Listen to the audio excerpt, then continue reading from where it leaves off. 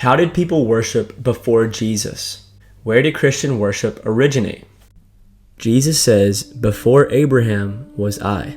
The book of 1 John says, "In the beginning was the Word, and the Word was with God, and the Word was God. He was in the beginning with God. All things were made through him, and without him was not anything made that was made. In him was life, and the life was the light of men. The light shines in the darkness, and the darkness has not overcome it." So back to the question, where did worship originate from? Worship dates all the way back to the creation of the earth, the creatures within it, and the humans who were given dominion over it. We see in Genesis 1:27 through 28 what God did command them. So God created mankind in his own image. In the image of God he created them. Male and female he created them. God blessed them and said, "Be fruitful and increase in number. Fill the earth and subdue it. Rule over the fish in the sea and the birds in the sky, and over every living creature that moves on the ground." So this type of worship isn't necessarily how Christians have been worshiping throughout time, especially after the fall of man. Because of the disobedience and sin of Adam and Eve, the fall occurred. In short, the fall was when sin and death entered the world because of Adam and Eve choosing to eat of the tree of knowledge of good and evil instead of the tree of life. After this, we see that perfect unity and natural worship were destroyed. Genesis 3:7 through 8 says, "Then the eyes of both of them were opened, and they realized they were naked. So they sewed fig leaves together and made coverings for themselves. Then the man and his wife heard the sound of the Lord as he was walking in the garden in the cool of the day, and they hid from the Lord among the trees of the garden." Now, after all of this took place, worship took a different form, and mankind's relationship with God changed. So God had to reestablish his covenant. But with whom or what was he going to do this?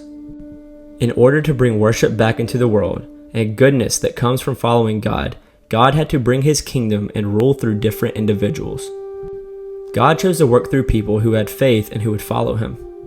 Therefore, as a forerunner to Christ, God established his covenant with specific individuals. This was the generational line that Jesus would come from.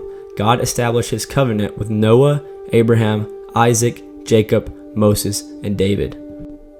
These covenants allowed these men, their families, and people to once again meet with and follow God. They were able to worship God instead of foreign gods. But what were some of the exact practices that were used during the times before Jesus? We can see a glimpse of the first physical altar all the way back to the days of Cain and Abel. In the course of time, Cain brought to the Lord an offering of the fruit of the ground, and Abel brought of the firstborn of his flock and of the fat portions. And the Lord had respect and regard for Abel and for his offering. The fact that they were bringing offerings shows that there was probably a physical location to where they did this. But anyways, we can fast forward in time to when God gives direct instructions on how to build and worship at these new altars. Throughout the book of Exodus, God ordains altars for the purpose of sacrifice, adoration, and worship. For example, the exodus of the Israelites from Egypt into the wilderness, Moses building the altar after the victory over the Amalekites, or Moses sacrificing burnt offerings on an altar for the covenant ceremony. Now, the word altar can take on a variety of meanings, but in this Hebrew text, it indicates that this is a place where animals are to be slaughtered as an act of worship, devotion, and reliance on God. In fact, Hebrews 9:22 states, "Indeed, under the law, almost everything is purified with blood, and without the shedding of blood, there is no forgiveness of sins." However, pagan altars or places to sacrifice to pagan gods were also constructed, leading to the misconception that the sacrifices to the pagan gods and the true God were of the same value. This sheds light on the Israelites' inability to recognize God as who he truly is, one, holy, and faithful. But building altars wasn't the only way to worship. Things like singing, meditating, and praying in secret and out loud were all forms of worship before Jesus. And here's some Old Testament verses that prove this. The book of Job says, "Then Job arose and tore his robe and shaved his head. Then he fell to the ground in worship and said, 'Naked came I out of my mother's womb, and naked shall I return. The Lord gave, and the Lord hath taken away. Blessed be the name of the Lord.'" So this shows that falling down to the ground and worshiping God is an old form of worship, and we should still do this today.